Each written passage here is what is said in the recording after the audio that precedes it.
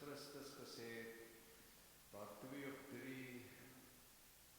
in die naam van die Here by mekaar is hy ook in ons midde. Is hy werksaam. En ons is hier in u naam, op u gesag, met u woord. Ons is hier omdat u ons lief het en ook 'n liefde in ons harte opgewek vir u en vir ons naaste. En ons is hier vanaand om, Here, om net by u te wees en u te hoor. Dis ons gebed, my gebed ook. En ons vra dat u uself so sal verheerlik. Amen. Baie dankie vir die van julle wat vanaand bietjie nader kom sit het. Ek het ook nader gekom, so dit maak daarom 2 van ons. Miskien moes ek verder terug gesit het, dat ek so maar julle ons so mekaar daarom sien, en julle is mooi in die lig daar, so alles. Maar goed, baie welkom vanaand hier. Ek is nou heeltemal realisties daaroor dat ek het nie besondere verwagtinge in die sin dat ek nou dink, hier gaan nou 'n klomp, hier sit 'n klomp mense vir wie ek iets moet leer.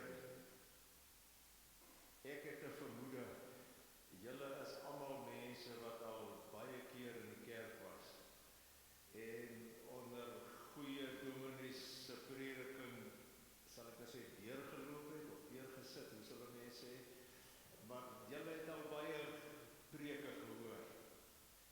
En ek glo julle lees julle Bybel self ook.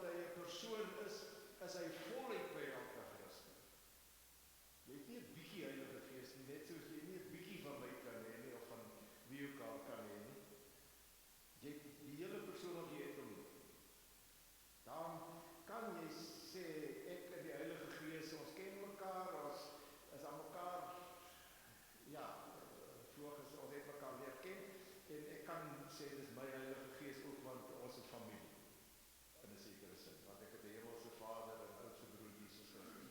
So, maar die Heilige Gees se doel, hoekom hy gekom het, individueel na mense toe, is om my gees, my wie ek is, my binnewêreld, soos Willem Mikkel dit ook beskryf het, daar waar ekig is baie keer, om hierdie gees van my, dat met 'n klein lettertjie geskryf word, omdat ek nie God is nie, om hierdie gees ook te heilig. En as die Heilige Gees dan nou betrokke is by my, om my te heilig, en ons het mekaar gister ook gesê, die Heilige Gees mos nie eintlik 'n naam nie, is net 'n beskrywing. So die hele punt, lyk dit vir my, is dat die Heilige Gees se werking is om in my gees sigbaar te word, sodat ek al heiliger kan word. En dis nou heiligmaking, die woord wat die dominees ook so baie daar gebruik het, wat dit inkom, né? Sodat ek eintlik heilige Jannie sal word, as dit ware. Dat julle my sal ken en ek vir julle sal ken as kinders van die Here, wat geheilig is, wat gevorm is, wat al aan die beter word is. En nou moet ons nie heilig sien as 'n skelwoord nie.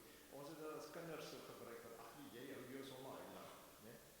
Julle ook vir julle boeties en sissies so gesê. Ja, dalk was dit nou net ek gewees vir ons, maar jy weet, dis nie daai soort heilig. Heilig is om suiwer, afgesonder, ons God se karakter te kry, al meer. En nou weet ons karakter is iets wat ontwikkel. So dit is waar, daarom is dit, dat die Heilige Gees wil vir my help om, dat ek ook heilig word, en as ek heilig word, as ek heilig word, dan is ek geroep, maar nou het ek gedink, die heilig moet ons dalk eers dit heiligende, weet, want dit is 'n voortgaande proses. 'n proses waarin Christus en die Heilige en sy Gees, net Paulus praat ons van die Heilige Gees, beteken as die Gees van Christus. Dis hoe Christus nou by ons teenwoordig is, die verlosser by ons is. Dit is 'n voortgaande proses. Hy is heeltyd besig met ons en hy wil heeltyd besig wees met my. Nou goed, ek kan hom ignoreer en ek kan hom wegdruk baie keer, dis waar sonde nou inkom. Maar die hele plan is dat hy heeltyd vir my sal lei om al beter en beter te word. Die nuwe lewe wat Jesus vir ons moontlik gemaak het en vir ons gegee het, dat dit al meer sal na vore kom, sal ontluik. Ek is 'n oupa. En ek hoop so ek word nog heel wat ouer. Nie omdat oud word lekker is nie, maar ek wil so graag sien wat gaan van my kleinkinders word. Daai oudjies wat vir my so oulik is, om te sien hoe hulle, die potensiaal wat in hulle is, ek wil so graag sien hoe dit ontluik en hoe dit gaan ontvou en hoe hulle gaan volwassenes word. Dis my mooi om te sien hoe my dogters ma's geword, vrouens geword, groot mense geword. En ek dink dit is wat ons hemelse Vader van ons wil sien. Daarom is hy heeltyd by ons betrokke as Heilige Gees. Die Heilige Gees wil eintlik help, dat ons nou so baie gelees van in Christus. Die Heilige Gees wil werk dat ek en Christus saam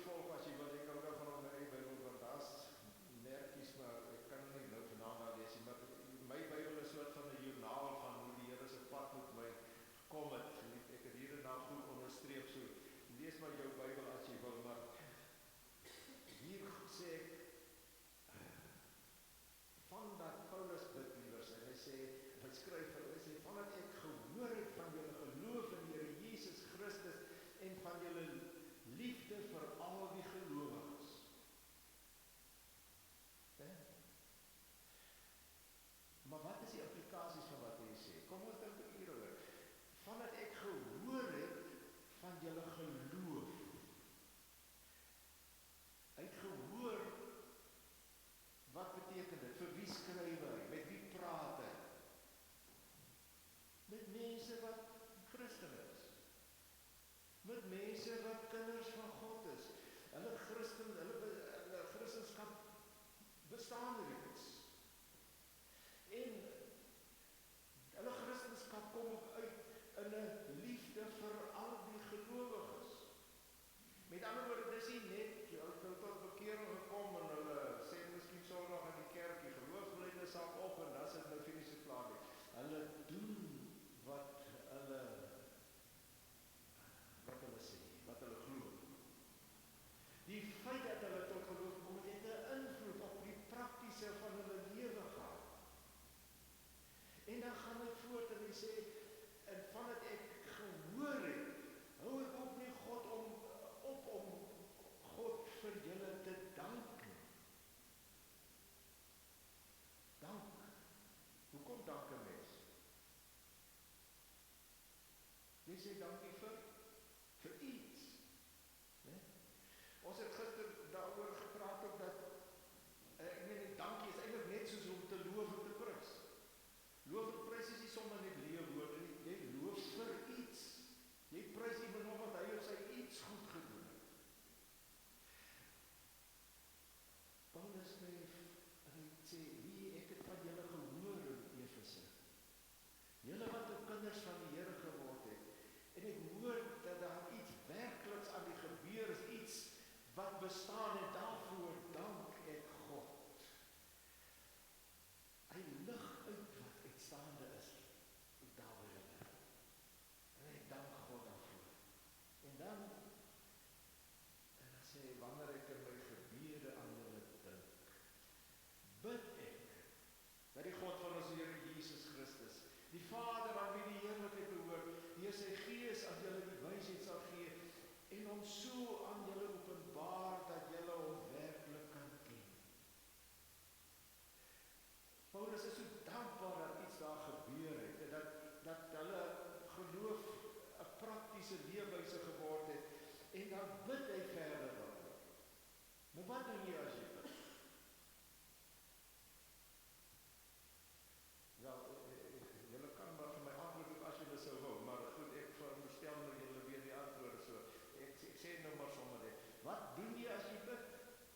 'n Ander woord vir bid is praat, vra onder andere. Wanneer jy bid, spesifiek verstaan ons dit, dat jy onder andere met vra, maar jy praat met God. Nee? Jy bid nie, ek het nou al, wil ek amper sê, baie keer gebid, gevoel om te bid vir my vrou, as wanneer hy nou baie droog gemaak het, en sy nou baie kwaad was, en ek nou baie in die skuld was, dan voel hy al op die knieë te gaan en te smeek, nee? Ek spot sommer julle, jy weet maar so die erkies so nie, nee? Maar bid is spesifiek vir God. Praat met God. En wat impliseer dit nog? Dit vertel van 'n verhouding. Jy praat ook net met iemand wat jy 'n verhouding het.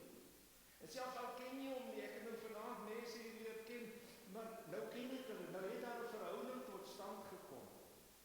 Die verhouding het begin met 'n handdruk dan selfs, né? Ons het aan mekaar geraak. Daar's nou 'n verhouding. En as ons bid, dan beteken dit die verhouding tussen my en God. Dis nie jou en God. Dit word prakties. Dit bestaan. Dis nie net teorie. Selfs al bid ek vir mense wat ek nie ken, of wat, ons het as kinders gebid vir die mense agter die ystergordyne, en die mense in op die grense, en wat ook al alles, net. Ek het hulle nie geken. Miskien hier en daar 'n maat wat op die grens is, maar die punt is, dat was het ook ten minste ek en God was. Die verhouding met God is die deurslaggewende. Die ouens op die grens weet nie dat ek vir hulle bid nie. Die ouens in die Eystergordyn, agter die Eystergordyn het nie geweet dat ek vir hulle bid nie. Maar God het geweet dat ek afhanklik is van hom en dat ek ook ander se belange op die hart dra. En daarom maak voorbereiding saak, omdat dit ek en my Vader is wat oor 'n saak praat wat moeilik is, wat verkeerd is. As ons nou bid vir die mense in die oorloë wat daar in Oekraïne, Rusland en Gaza, Palestina en daai plekke nou is. Ek kan niks aan doen eintlik nie. Maar ek en God praat daaroor. Oor die onreg, oor die verkeerdheid daarvan. En ek weet dat God se hart ook bloei vir mense wat ly en wat swaar kry. Soveel so dat sy seun gekom het en self aan die kruis gesterf het vir mense wat nie in hom geglo het nie. Vir alle mense. Paulus se gebed is dan ook spesifiek gerig aan God, maar interessant, aan die drie enige God. Nee? Ek bid dat die God, die Vader van ons Here Jesus Christus, en dat hy deur sy Gees aan julle die wysheid sal gee. Hoekom? Want God is op 'n dreerlei manier aktief betrokke. God as Vader, so het hy homself bekend gestel. Dit is die kant van God wat sorg, soos 'n Vader vir ons sorg. God as Seun Jesus Christus het aarde toe gekom en hy hier 'n werk kom verrig, hy iets kom verrig, hy ons kom vrymaak, kom verlos. En die Gees, die Heilige Gees, dis die kant van God, die persoon van die goddelike drie-eenheid, wat persoonlik by ons is om ons te bemagtig. Om vir my, sukkelaar, onvolmaakte, vir my te help om te kan, wat ek nie kan doen van self.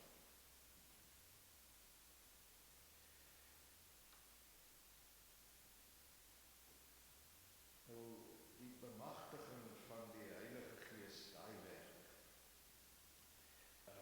sê Paulus dan, hy wys op 2 dinge wat ek dink. Die eerste is, dat hy bid dat hy deur sy Gees in ons wysheid sal gee. Wat beteken wysheid? Hoe verstaan jy wysheid? Is wysheid om baie slim te wees? Salomo was, ek weet nie of hy baie slim was nie, maar want hy het so klomp vroues gevat, ek weet nie of dit beteken van slimheid is. Maar, okay, dit is dan toe nou begin wegdwaal het van die Here af. Slim is nie wys nie. 'n Wyse mens hoef nie baie slim te wees nie, maar 'n wyse mens het iets geleer langs die pad en het hom laat leer, of sy het haar laat leer deur dit wat met hom of haar gebeur het. Wysheid is kennis met insig. Nee? Kennis wat jy die wysheid het om dit reg te kan aanwend. Die wysheid maak dat jy weet wanneer om te praat en wanneer om stil te bly. Nou, dominees is nie baie wys nie, want hulle praat partykeer baie lank en hulle weet nie wanneer hulle moet stil bly en amen sê nie, né? Jy kry dit. Ek hou daarom die horlosie tog, want die juffrou moet net sê hy is presies reg, so ek sal mik. So God gee vir ons wysheid. En ons het wysheid nodig sodat ons die lewe met sy eise, met sy uitdagings, met sy probleme, met sy moeilikhede kan hanteer. Kennis alleen is nie genoeg. Vaardigheid alleen is nie genoeg. Wysheid is nodig. En dit bid Paulus dan vir die Christene, en hy bid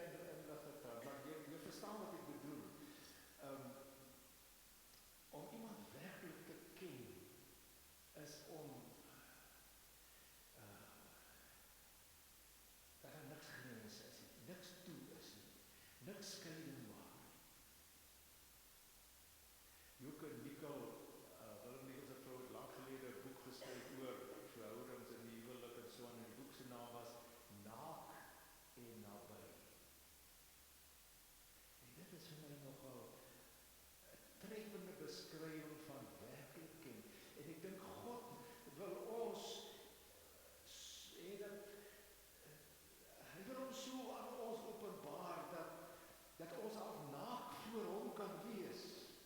Omdat ons hom so ken dat ons nie meer bang is nie, naak soos Adam en Eva in Eden was.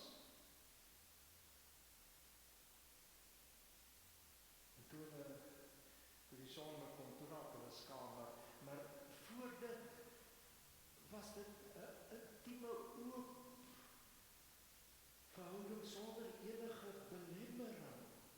En verstaan jy dat Paulus ook bid, dat as hy bid, dan vra hy van God dat dit ook vir elkeen van ons hier waar sal wees in ons verhouding met God, dat dit 'n oop, gemaklike, spontane, vrye verhouding met ons hemelse Vader, met die enige God sal wees. Dis wat Paulus hier sê tot by vers 17. Nou, die vraag is nou natuurlik, as ons nou dit weet, om te wat? Nee? Hoekom sê Paulus alles dit? Wat wil hy daardeur bereik? Waartoe wil hy vir ons vat? Ek dink hy gee die antwoord. Dit lyk vir my of hy die antwoord gee in vers 18. As hy sê, ek bid dat God julle geestesoë so verhelder, dat julle kan weet watter hoop sy roeping inhou. En nou border die rekenaar my hierop. My oudste kleinseun, hy kon nie lekker praat in die begin, hy het altyd gepraat van 'n nekenaar. Nou hier, laat ons nou nie daarna toe gaan nie. Ek bid dat hy julle geestesoë so verhelder, dat julle kan weet watter hoop sy roeping inhou en watter rykdom daar is in die heerlike erfenis wat hy vir die gelowiges bestem het. Hierdie intieme verhouding met God, hierdie oop verhouding wat ons met hom kan praat, hierdie verhouding wat hy vir ons help om met wysheid te lewe, die punt is, hy wil hê dat ons geestesoë, die oë van ons binnewêreld, die oë van waarmee ek kyk en dink en my dinge doen, dat dit so oop sal gaan, dat dit so helder sal word.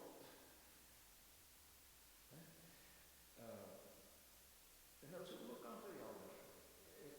Baie van ons ouer mense het nou al gegaan met die oog, jy kan nie lekker die skemer te sien as so aan die katarakte, die oogspesialiste, dan haal hulle die lens uit en dan sit vir jou nuwe ene in. Dan is dit alles weer helder. So sê hulle vir my, ek sal nou een van die maand sien of het so is. Maar verhelder geestesoë, die manier waarop jy kyk. Die Heilige Gees help ons, hy bemagtig ons om beter te kan sien, my kind. En dat jy dan kan weet wat. Dat ons kan insien watter hoop sy roeping inhou. Nou, hier kom die woord roeping nou. Dis wat ons moet insien, dat ons geroep is. Die feit dat ek 'n kind van God is, dat ek 'n Christen geword het, is nie omdat ek nou so goed was en besluit het ek het hierdie, dis 'n goeie opsie, ek wil dit nou, ek teken nou in daarvoor nie. Ek betaal my lidmaatskap geld elke erediens met 'n dankoffertjie en so. Nee. Ek is 'n Christen omdat ek en jy's 'n Christen omdat jy geroep is deur God. Wat beteken roep? Hoe werk roep? Roep beteken iemand is aan die ander kant en dan roep ek vir jou nader. Ek moet 'n bietjie harder praat want jy's ver, jy hoor dalk nie goed in jou konteks, jou hier daar is te baie geraas al by jou skreek. Chris, kom, Koos, kom. As ek geroep het en jy bly daar, dan het jy nie gereageer op die roep nie, maar as jy dan kom hiernatoe, en dis wat Christus vir ons doen, hy roep ons, kom na my toe. Almal wat vermoeid en belas is, ek sal julle is nie. Dan kom ons, en by die kruis kan ons laste aflê, soos ons gesê, en dan het hy nie vir ons geroep om net om hier by hom te staan nie, maar hy roep vir ons om vir ons iets te sê, om vir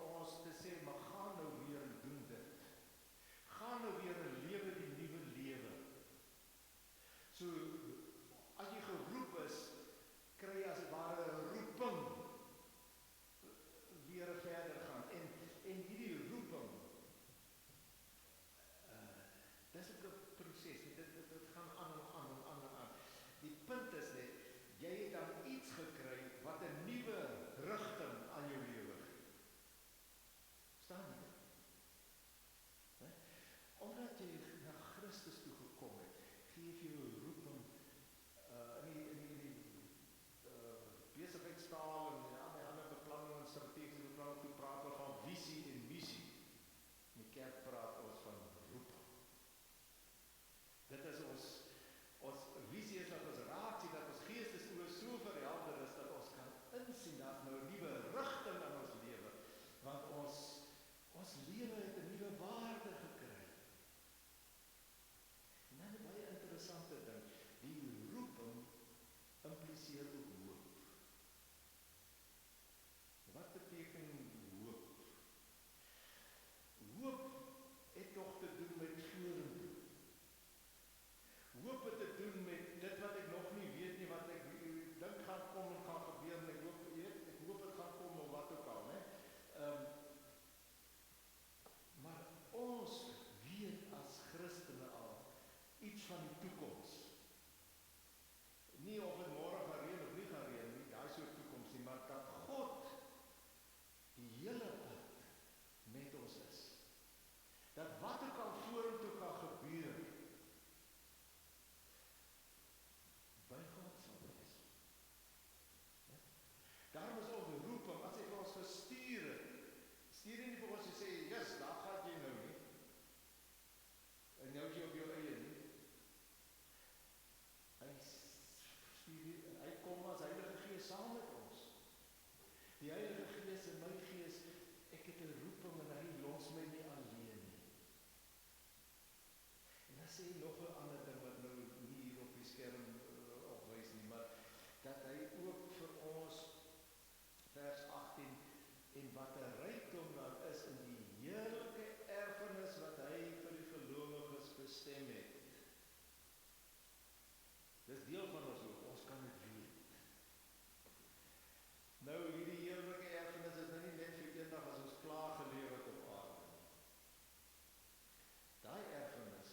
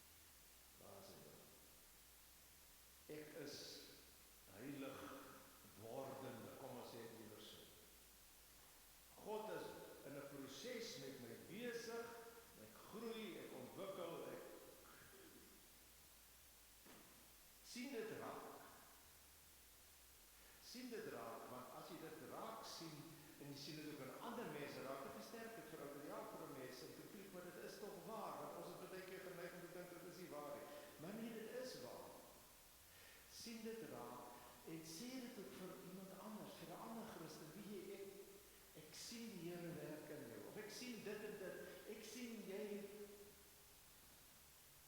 beheer nou jou nie meer by jou beter, of wat ook al, jy verstaan wat ons sê, sien dit raak en wys dit uit.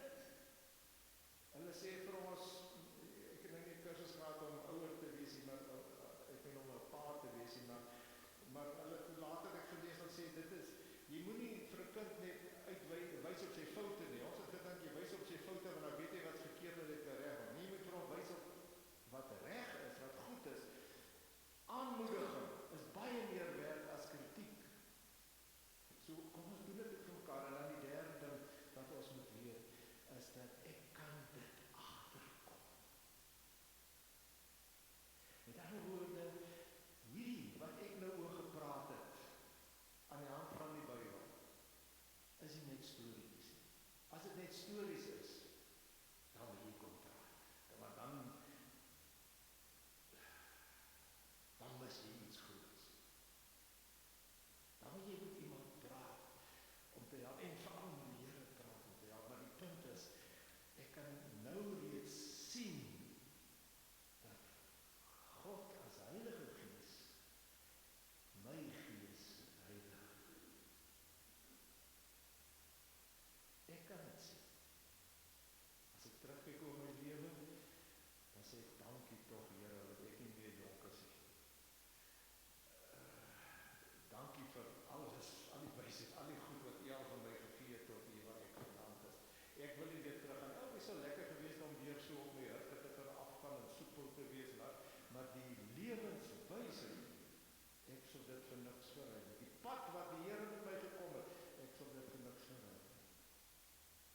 En jy? Is jy heilig wordende? Kan jy dit, merk jy dit op?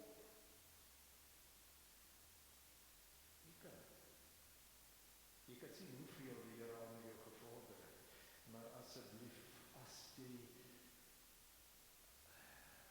praat oor,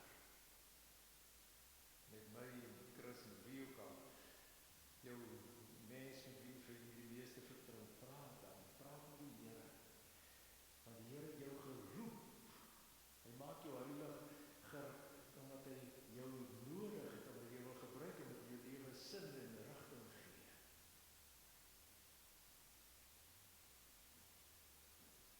Vat dit eers dit vir vanaand.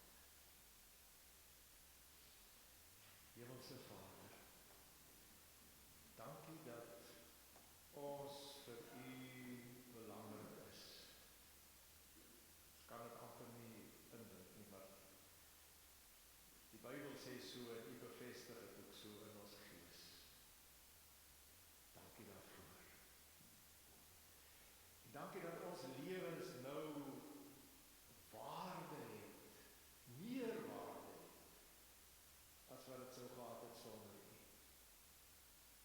Dat daar 'n rigting in ons lewe is, en dankie Here, dat dit waar is. Dat ons dit kan agterkom. Dat dit 'n werklikheid is. Dat ander dit ook aan ons kan sien. En ons dit aan ander kan sien. En dat ons as broers en susters van mekaar daaroor bly kan wees. En U kan dank daarvoor. Dankie dat ons geestesoë deur U verhelder word en maak dit steeds helderder, dat ons beter kan sien hoe U betrokke is, hoe U by ons is. Amen. Ek het dit goed gedink dat ons asseblief weer eindig met hierdie lied, waarvan ek die ou Halleluja lied daar wat ek die woorde gepeter het, want ek hou nie van gaan my nie verby, o Heiland, ek meen die Here